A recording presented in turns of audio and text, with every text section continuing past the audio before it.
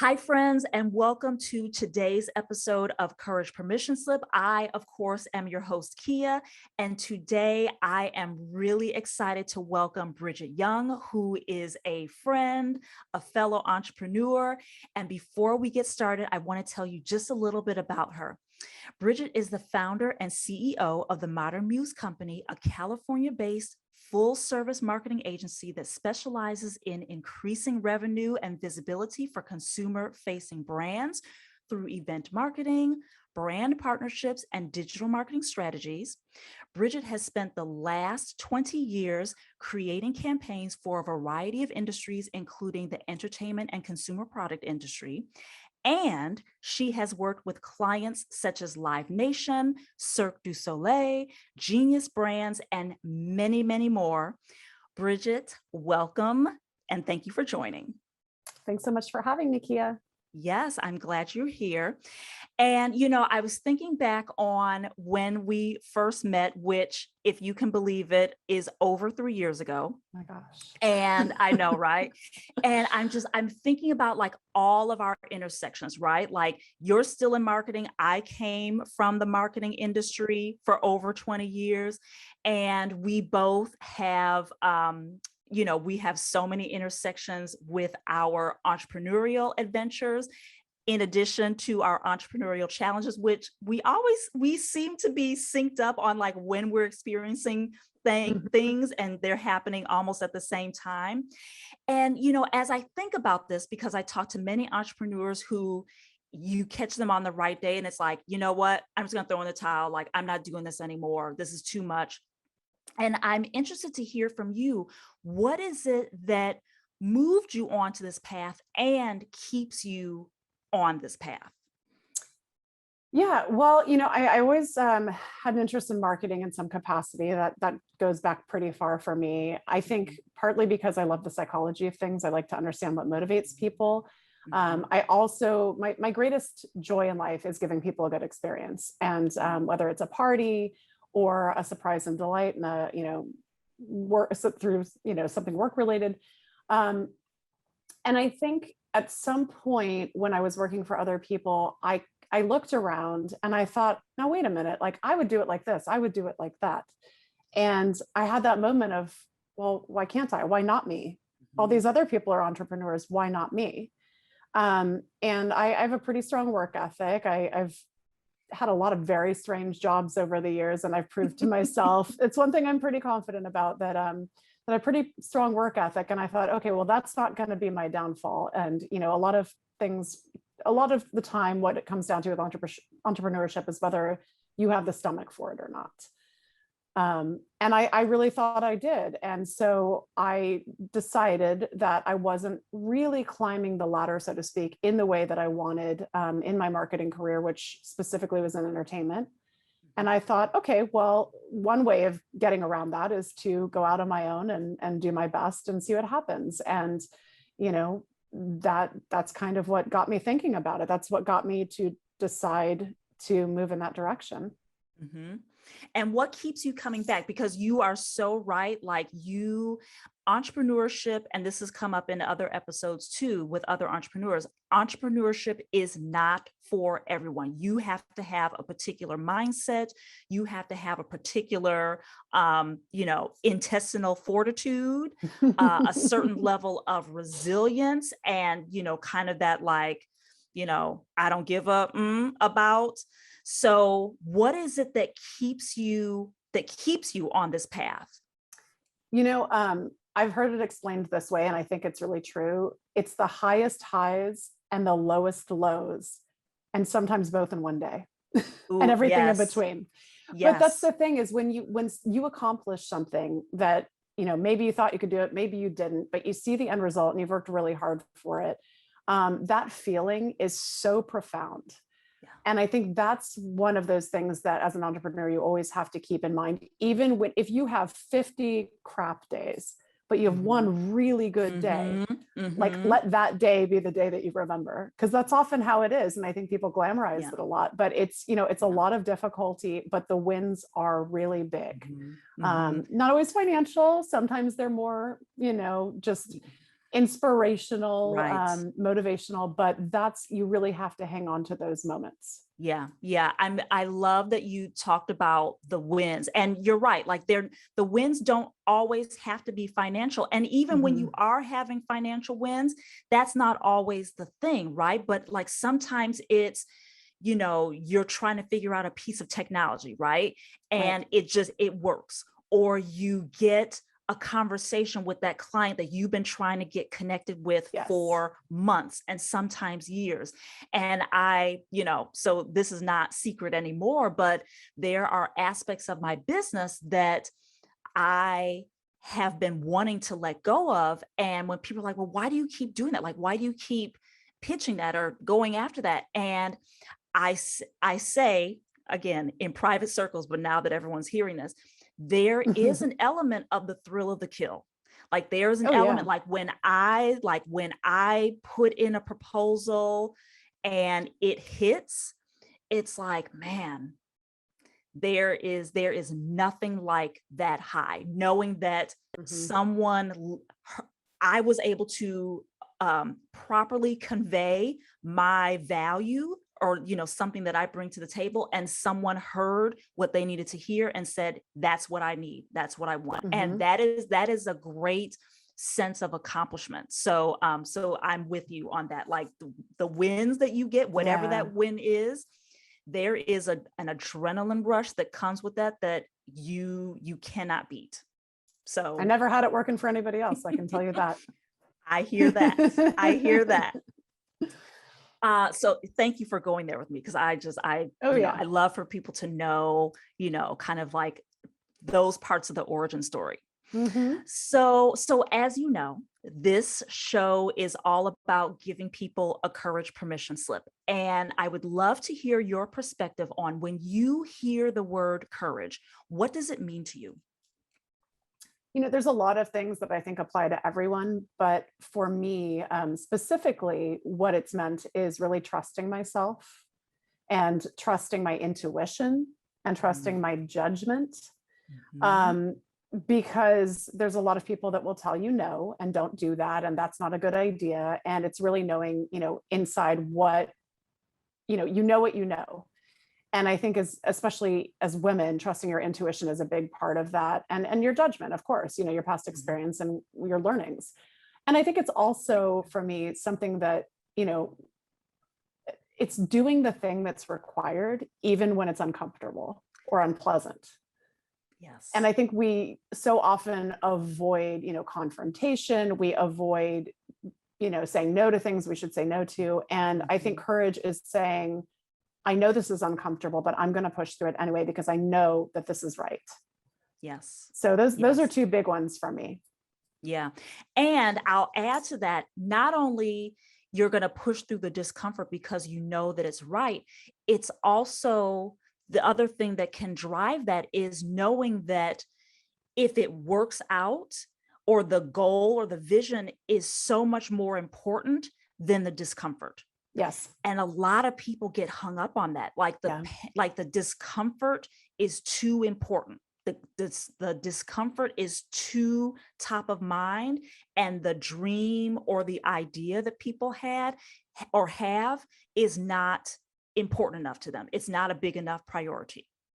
Well, I think it's just not right in front of them, right? Like that discomfort is right in front of your face, and the dream is out here.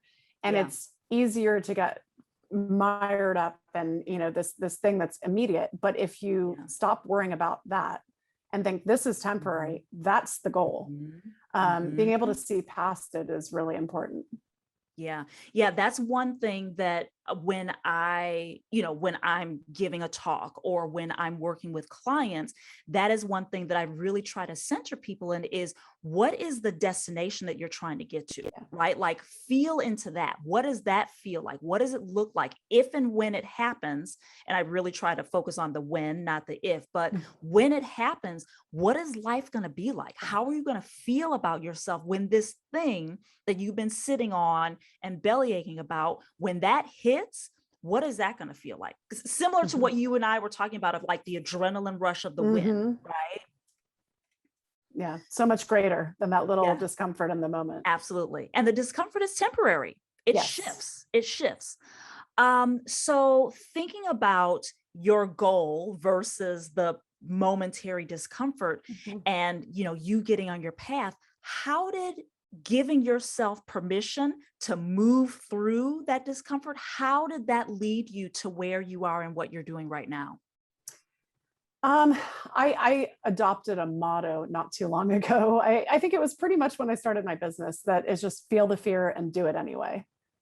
And whenever I pause and I want to, freak out or stop or overthink, I'm a chronic overthinker. I just Another remember place that. where you and I are Yes. synced up. See, this is why we get along so well. We're actually the same person. But I just have that moment of like, all right, who cares? I'm scared or I'm nervous or whatever it is. Doesn't matter. Do it anyway. And when there's also something that Donald Miller says, and he says, don't pretend to be confused. And I think that it's so smart, because so often we want to give ourselves an out by weighing options and just over analyzing and obsessing and going around and around and around, when usually it's very clear what needs to be done. Most things there's a very clear decision that needs to be made. And so I try to think about those things. And if I'm feeling particularly insecure, which happens on occasion, I'll sometimes go back and read some of the testimonials my clients have given me, or I'll think about, now, wait a minute, I work with this company and this person who I really like, and they do cool stuff. And, nobody, yes, on a tangential level, people helped me get there in terms of, the relationships I've had over the years and whatnot. But, I built this and now I'm working for these companies that I've always wanted to work for. And I try to push away the negativity and push away, those other pieces, and remember, the good things that are happening. Because I think it's really easy to get trapped in the day-to-day and forget the big picture. So I try to, just remember that the fear is temporary, the discomfort's temporary. It's actually quite simple to do what you need to do most of the time. It's just our brains want it to not be simple. So we just have to, again, go back to that intuition and that judgment. Right. So first of all, don't pretend to be confused. That is everything, because you are so right. The confusion is really you trying to grapple with the fear versus what it is that you're trying to do. But that is pivotal. Don't pretend to be confused.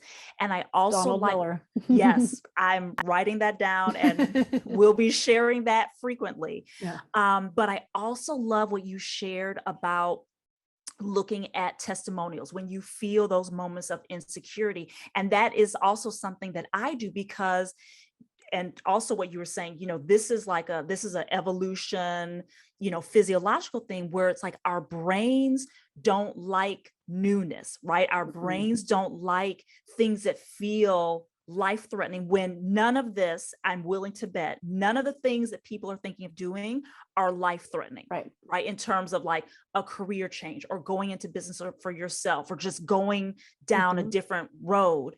I'm willing to bet it's not life-threatening, but your brain sees it as that. And we have a negativity bias. But if you can reprogram that automatic negative thinking to when you have had wins or when things have worked out or where something you have done has made impact, a la the testimonials. I have what I call a proof folder where I screenshot or will drop in emails that clients have sent me or the people that I have worked with where they've said, you really made an impact when you did XYZ. And that, that really does help in those moments where you're like, you know what? I feel like I kind of suck. Or, oh, I don't think I can do that, when you have proof and breadcrumbs that you can do it and you have done it. Yep. I love that you have that. So you talked about some of the insecurities that creep in every now and again. And I'm curious to hear from you. Are there any big or maybe, low-key fears that you feel coming up right now?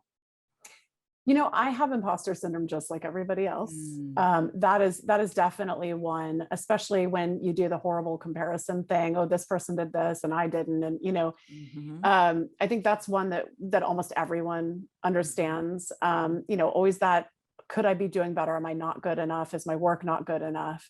And then, I think for me, a lot of times I'm a more cynical person than I'd like to admit, but I often think to myself when something's going well, hey, when is the other shoe going to drop? Like, things are going well, so how long can this last? Mhm. And especially in light of the pandemic, as somebody who markets events for a living, Yeah. I would say that I feel a little more nervous than I did prior to 2020, just in Mhm. terms of, well, what happens if things get worse again? What happens if this? So, I definitely have, I would say, a lot of the same fears and insecurities that a lot of other people do. I think I'm just in a place of, probably mostly because of age and entrepreneurship as a career choice, that I just think to myself, well, oh, well, we're going to do it anyway. Right. Right. It's like, well, I haven't died yet. Right. Like that nothing, Right. nothing catastrophic has happened. So I must be okay.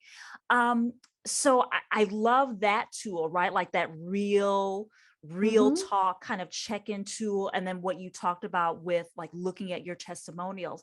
Are there Hmm. any other tools, and maybe it's a person that you go to or a podcast that you listen to, but what are other things, or do you have any other things that you lean on to help you, as you said, feel the fear and do it anyway? Yeah. Well, it's interesting. I do have entrepreneurship in my family and my background. Mm. And what's interesting is primarily the women were the entrepreneurs. So I had a grandmother who raised my dad as a, single woman. She also took care of her own mother, and she did everything from literally sell encyclopedias door to door to write articles in a newspaper. And, she was solely responsible for bringing up, my father. And I think about her a lot. She was a tough cookie, and she did a lot of things that, back in those days were not done. I think about my aunt who came from France and created a whole new life here. And at one point adopted my mother and brought her over to this country too. And they came from a pretty awful background. And I think about, I've never had to do that. I've never had in my life Mm. to do those kinds of things. Mhm. I'm a woman of privilege, Mhm. and there's a lot of things that I don't personally have to contend with. And I try to remember how lucky I am that there's so many people in this world, and so many women especially, who have so much more to contend with than I do. And that really it's an affront for me not to do my best, because Mm. there's a lot of people who just don't have the freedom that I do. So I try to remember that when I think something's hard, Mhm. to remember that Mhm. it's, in the grand scheme of things, it's really not hard at all. I could be doing, a lot worse in life, and I could have a lot Mm. more difficulties in life. Mm. So I think I try to draw on that as much as possible. Um, and, I also think about the fact that for me, what I go back to is that I'm a hard worker. So whatever I'm doing, if it's not my career of choice, whatever I'm doing in this world, I'll be a hard worker. So if my company doesn't work out and tomorrow I end up taking a job at Trader Joe's, Mhm. which, by the way, Trader Joe's is like my fantasy job when I'm too stressed out, that I just think about how I love Trader Joe's and how I actually love stocking things and organizing things. So this is not a slight to Trader Joe's. I love Trader Joe's. But I think about the fact that if I had to go and take an hourly job somewhere and do something that isn't necessarily, my choice of career, would I be okay? And the answer is yes. I have Mm. friends, I have family, Mhm. again, I'm very lucky. Mhm. Not everybody has all that, but I can depend on myself, and I've proven that. So, Mhm. I try to draw on, as you said, reality, and remember how lucky I am to be where I am, and that, even if things go sideways, there's always a way. You just keep going. Mhm. So my stress out job is working in a bakery. So That's a good I one. think everyone I know has their like bailout Yeah. job, and I use the term bailout lightly because, there's no, and this is actually where I wanted to go with this, is there's no shame in pulling back. There's no Hmm. shame in deciding, you know what? This actually isn't working out for me. just like I was saying at the top, like I've talked to so many entrepreneurs that have thought, some recently, like in fact, I was having a session with my therapist the other day, and she was like, you're in a completely different place than you were a month ago. A month ago, you were like, that's it. I've had it.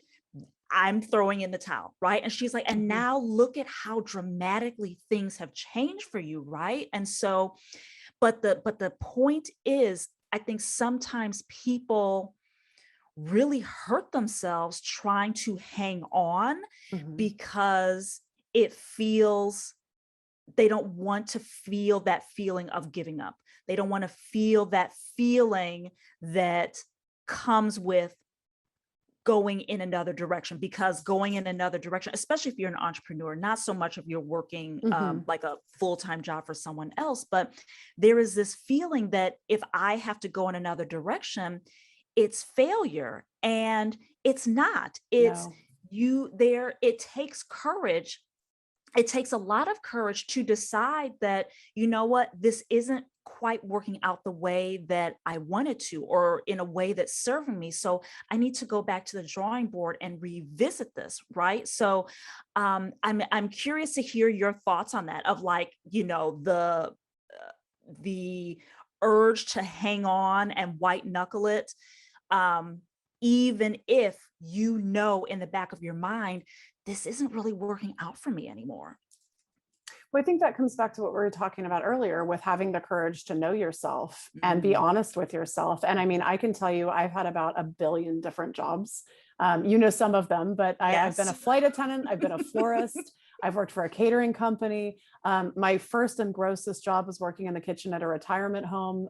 Not Mm, attractive. I mm, smelled like food that I don't eat meat, and I smelled like meat every single night. So it just goes to show you, I do think that you draw on every experience you have, no matter how minor it feels. mhm, And I think everything teaches you a different set of skills. So I don't mhm. think that changing course or changing, saying that something's not working, I don't think that's failure at all. I think Yeah. that's recognizing what you need and what you want, and when something's working or when it's not. And you either find a way to make it work, you pivot, or you change. And if you change, that's okay. It's okay to pause. It's okay to take a break. It's Mhm, okay to do something that feels refreshing. Um, mhm. there's nothing wrong with that. Life is short. We shouldn't be miserable. Most of us don't have a really good reason to feel that way. We do it to ourselves. So Mhm. I think it's just, again, listening to your inner voice and understanding, if something's not working, and having the courage to say, okay, I'm going to walk away from this, and then I'm going to figure out what's next. And that's totally okay. Yes. Yes. And that does, listening to, and I'm glad that you brought that up again, listening to your own voice, I think is one of the most courageous things that you can do, because there is so much chatter, right? Between social media, all the talking Mhm. heads on the news, not to mention the people in your circle that you're taking on what you think you should be doing, like all the shoulding. Mhm. And it takes so much courage and strength to take a step back and say, what do I think about this? Mhm. How do I feel about this path that I'm on? Does it feel good? Is it serving me? Am I losing sleep over it? And being able to raise your hand to yourself or to someone else to say, you know what? As you said, I need to take a pause. I've got to take a step back. There is so much courage in that. And I'll just share a quick personal story. I can't remember if I told you this or not, but I was doing some work with a social justice organization, and I felt really strongly about this path that I was on. But I mean, almost immediately as I got on this path, I mean, it, like the amount of time and energy I had to spend doing it. And I wasn't getting paid, like I was getting a little stipend. Mhm. And the time and energy that it took for me to do that, in addition to all the other things I was doing, I mean, I was working like 17-hour days. I was getting up Oh at the my crack of dawn gosh. so I could fit in all the things that I was doing, trying to have some time to like take a time out, but then going into, 2 and 3 hour meetings related to the social justice organization. And then I kind of like got volunteered to do this additional extra thing. And I literally was, one day I was like, I can't do this anymore. Like, Yeah. I have to tap out. But, social justice, especially in the summer of 2020, was such a big thing. Like, it was like, if you're not doing this, if you're not doing anything in social justice, you suck. You're part of the problem. And so all of that was on my mind. And I was like, I can't give up. I can't give up. But I was slowly killing myself. I was burning myself out from every angle. And so one day I decided quietly, I didn't tell anyone else. I didn't tell anyone for days because I didn't want anyone else's voice to talk me out of it. I had to sink in on my own voice and my values. And I decided to resign from that organization. And that was the hardest thing I had to do. But once I did it, the freedom and the space and the comfort that I felt, and the competence, like my confidence level shot up from resigning from that. Yeah. And so I wanted to say that to kind of put a finer point on the importance of listening to your own voice and what that can do to your self-esteem and your health. I totally agree. And I had a very similar situation where it's definitely not that many hours, but it was a cause I cared about and I was volunteering and I loved it. But I realized that I just couldn't do it all. I couldn't do it all. And I had to walk away as well. And but the thing is, when something matters to you, you find another way to contribute. That's right. So, you just have to get more creative. And if something's not working, you just have to step back and figure out, is there a way to make this work that makes more sense for me? Or I just need to move away from it. And that's it. Yeah. Yeah. There's always more than one way. I remember I listened to a podcast a few months ago where the person being interviewed, she was like, find the third door, right? Like if you think of a nightclub, you can be one of the people that waits in line. That's one way in. You can be VIP and go right past, the velvet ropes. Maybe there's a side VIP door, or maybe you're like, I'm not waiting in any of these lines and I'm not VIP, but I'm getting in this bitch. And so they find a way in, through the kitchen, they climb in through a window, but the key is like, find your third door. Yeah. However that is, and you're right, you do have to be creative, but there is more than one way to do that thing that you want to do. Agreed. Yes.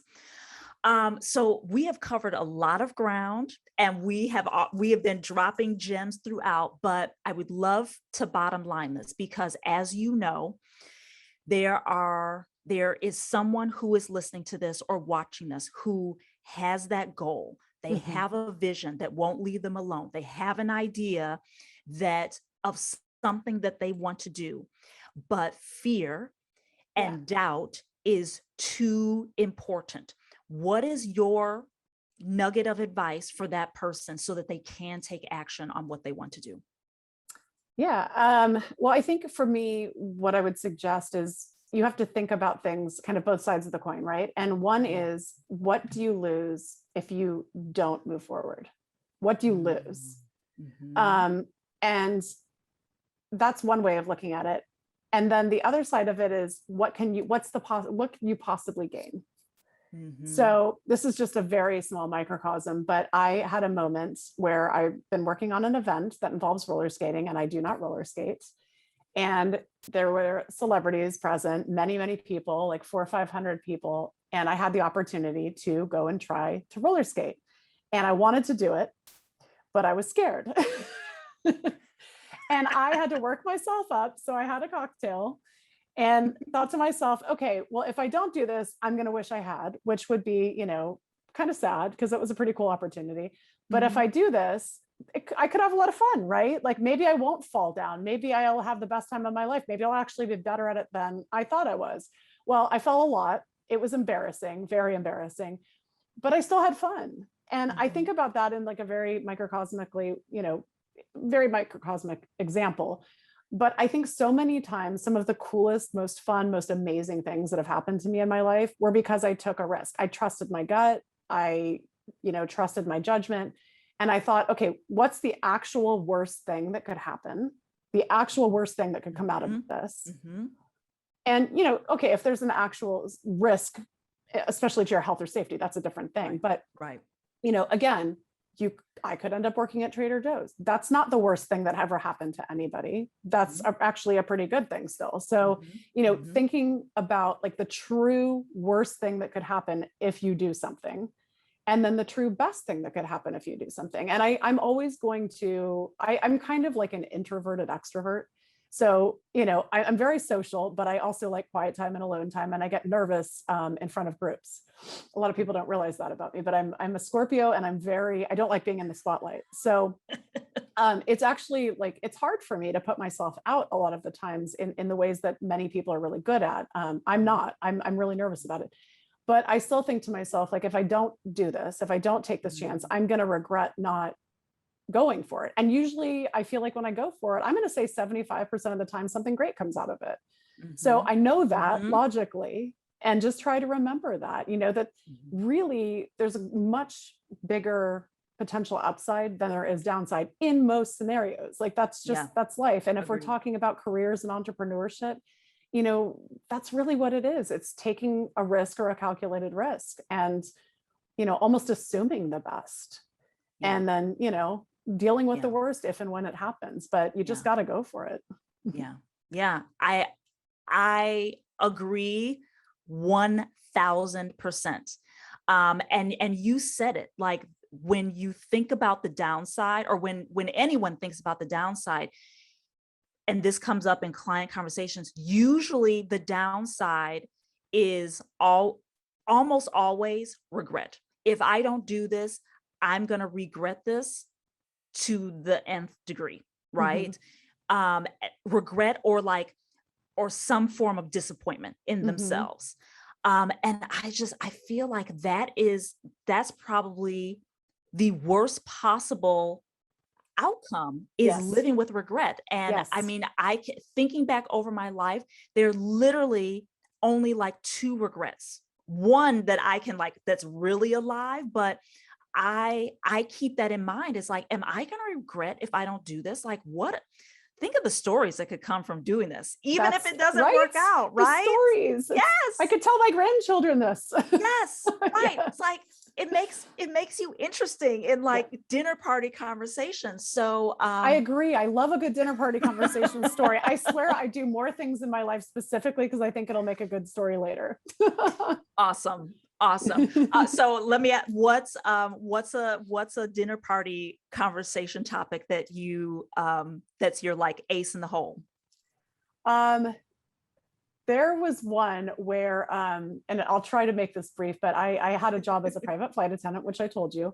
And I was one of my favorite of your jobs, by the way. Which by the way, that was one of my I mean, that in and of itself is sort of a conversation starter, because I just said, screw it, I want to travel and I'm going to do this, even though I had no career aspirations as a flight attendant. But I was in Australia. I was in Sydney, and I was there doing an air ambulance, which meant taking somebody who's very ill or possibly deceased from one place to another. In this case, it was from Australia to India. And I was sitting at the hotel bar. I'd been out to dinner with the pilots, and I just kind of wasn't ready to go to bed yet. And I decided I was going to go by myself and just sit at this hotel bar and have just a glass of wine, calm down, have a quiet moment before going to bed. And I was sitting there, and I got to talking to these 2 guys who were sitting next to me. And it was just kind of funny because I had this funny feeling, like I just had this gut feeling about them. And one of them was American, and I can't remember where the other guy was from, but they were kind of an odd pairing too. And as I started talking to them, I asked them what they were doing there. And they said, well, they kind of were like, oh, well, we work for Jimmy Buffett.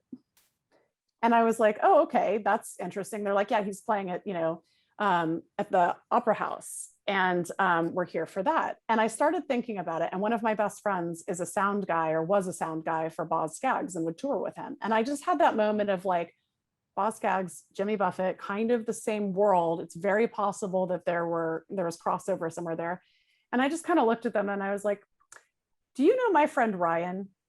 And they both went, they did one of those. God.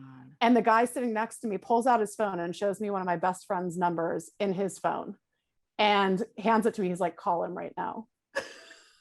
Oh, my word. This was all, mind you, off of a gut feeling that there was just something there. And sure enough, I called my friend, and he picks up the phone, and said the guy's name. I don't remember what it was.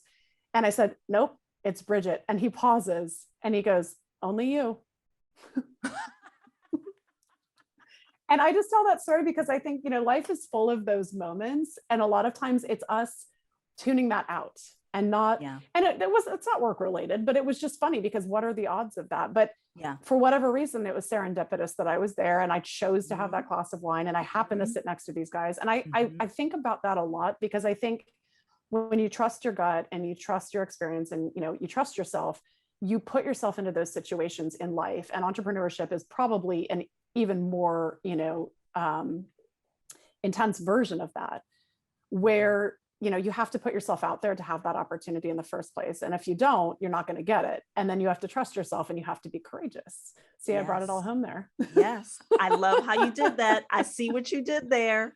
But I love that one. I love that story. Yeah, that is so good. And I love that closing line. Only you.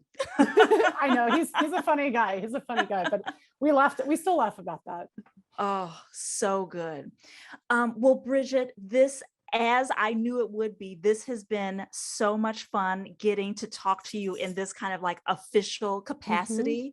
I am so thankful to you for joining and being a part of this with me. I would love for you to let people know where they can learn more about you and connect with you. Sure. I'm on LinkedIn. That's a great place to connect with me, Brigitte Young, since we're entrepreneurs and all of that good stuff. And then you're welcome to also follow my Instagram account, which is at The Modern Muse Co. Wonderful. And all of this information, everyone, will be in the show notes so that you can connect with Brigitte and follow her professional exploits because she is out here doing big, amazing things.